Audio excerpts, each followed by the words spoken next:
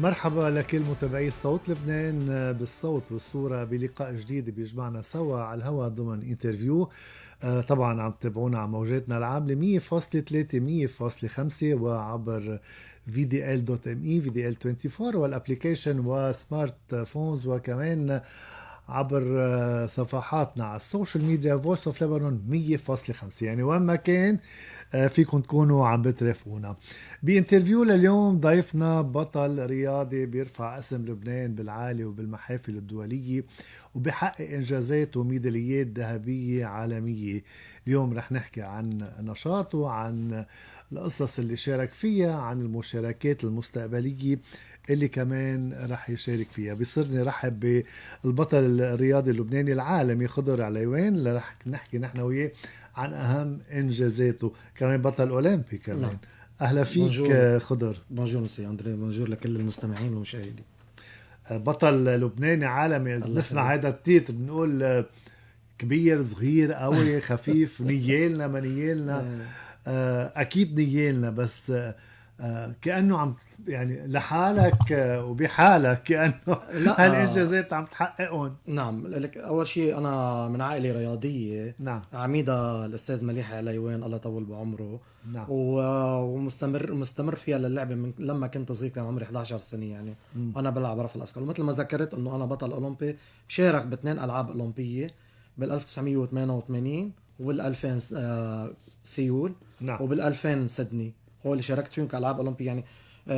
شرف المشارك بالألعاب الأولمبية لأي لاعب عربي أو أجنبي يعني.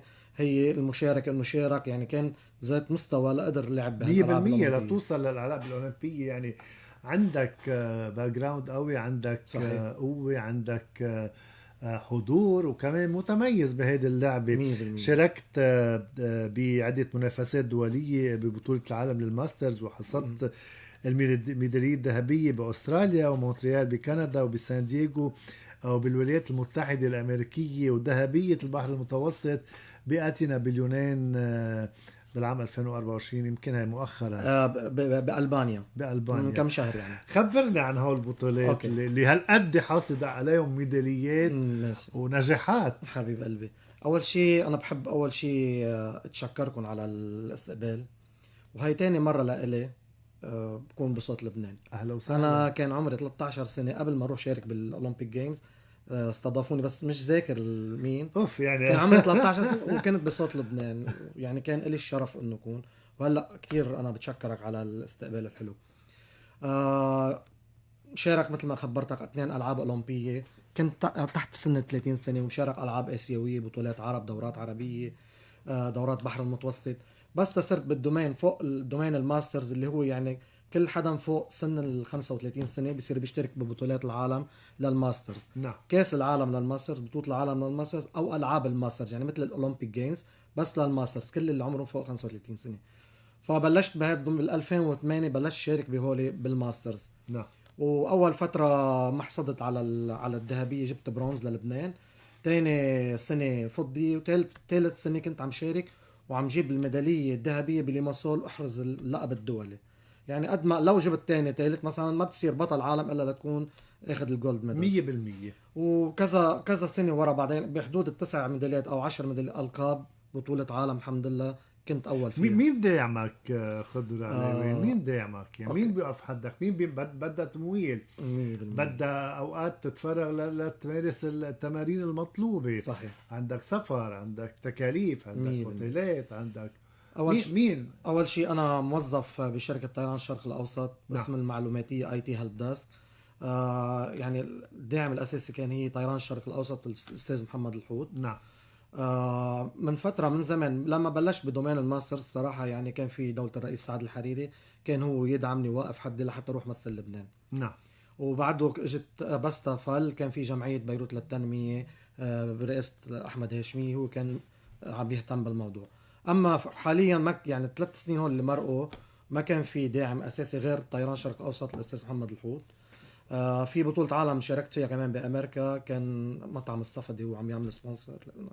سوري يعني ما بعرف اذا عم بذكرهم في اشكال نعم. او هيك. هلا حاليا الاستاذ رباح جابر هو اللي سبونسر لهي البطوله. بتشكروا كتير. عندك بطولة مقبلة رح بطولة عالم، نعم، بطولة العالم. بطولة العالم بعد 21 يوم ببطولة العالم بدها تصير بفنلندا. اي صراحة كيف عم تتحضر لهيدي يلا البطولة؟ بس الصراحة مش أنا لوحدي رايح، خضر علي وين؟ رايح أنا وخمس شباب كمان. نعم. على البطولة. أول شيء نحن بنتحضر للبطولة تحت إشراف الاتحاد اللبناني للعبة رفع الأثقال اللي بنتشكروا بقيادة الحج حسنين مقلد. فكل يوم مثلا بنتحضر هلا فتنا بإطار الاستعداد، خلص ما في مجال يعني. بده يكون تمرين جدي تمرين جدي، والصراحة بس نكون عم نشد على حالنا بصير في إصابات. في عنا يعني في عنا شخص اسمه محمود أبو حيدر هو متابعنا مشان العلاج الفيزيائي. نعم. اكيد بده يكون عندك اكل خاص نوعية اكل خصوصي والتمرين، وبده يكون عندك مساجات مثل ما حكينا. وبدك انت من هلا لفتره جمعه يعني الارقام تبعيتك ما تكون عاليه، بتشيل رفعات يعني 80% من قوتك بدك تحط. ما بتستعملها خلال التمارين، ما بتستعمل قوتك كامله. هلا لا خلص ايه. كان قبل هلا لتضل جسمك ما يتعب هلا ايه، ولحتى ما يصير في عندك تمزق يصير يصير عندك مشكله يعني بتحط كل الافورت بالجيمز يعني لما بتروح بتلعب ان شاء الله. وانا باذن الله يعني اسمي معروف باللعبه وبدومين الماسترز بطولات العالم يعني بين يعني اذا مش اول يا تاني يا تالت بطل عالم.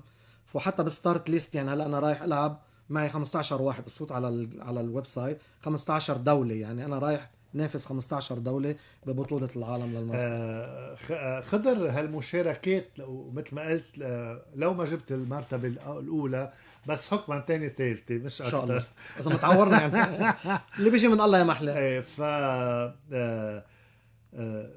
شرف المشاركة هي حلوة، الخبرة اللي بتاخدها من هالناس من هالأبطال العالميين، وجودك ببطولات عالمية هيدي لحالها بفتكر شيء مهم كتير. صدقني ليك هي بتصير مثل شغف للإنسان. يعني هلا بيقولوا لك مثلا أنت ليه مثلا بعدك بهالعمر وعم تلعب وتروح شو جايك مثلا لا مش أنا بحس هيدي رسالة من أنا وصغير، هيدي بحس أنا هيدي مسؤولية على كتافي إنه أحمل العلم اللبناني وأربح وفوز والنشيد الوطني اللبناني يطلع ويجيب ميداليات للبنان. هيدي شغف عندي أنا. كم ميدالية الذهبية عندك؟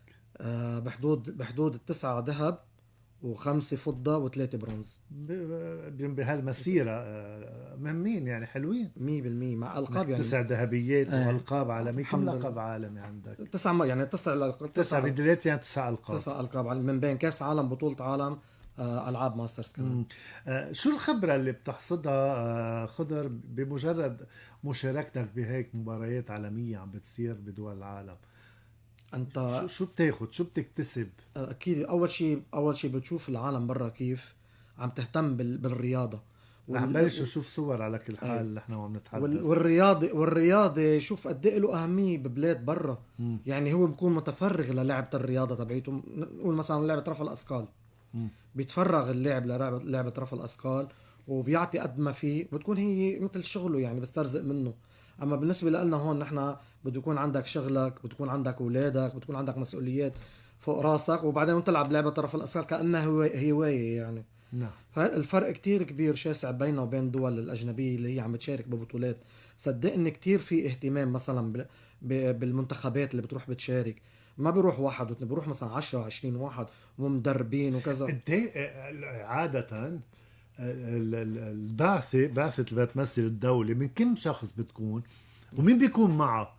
نعم. طبيب، معالج نفسي، معالج فيزيائي، اداريين. عم تدلعنا كثير انتو كم عم تدلعنا كثير. انتو مين بيروح معكم؟ صدقني نحن يعني اذا بنقدر نروح مثلا اكثر شيء بنحب يعني مثلا اللاعبين يروحوا المدربين وكذا. نحن صرنا ماسترز يعني نحن مثلا نوقف حد بعض يعني.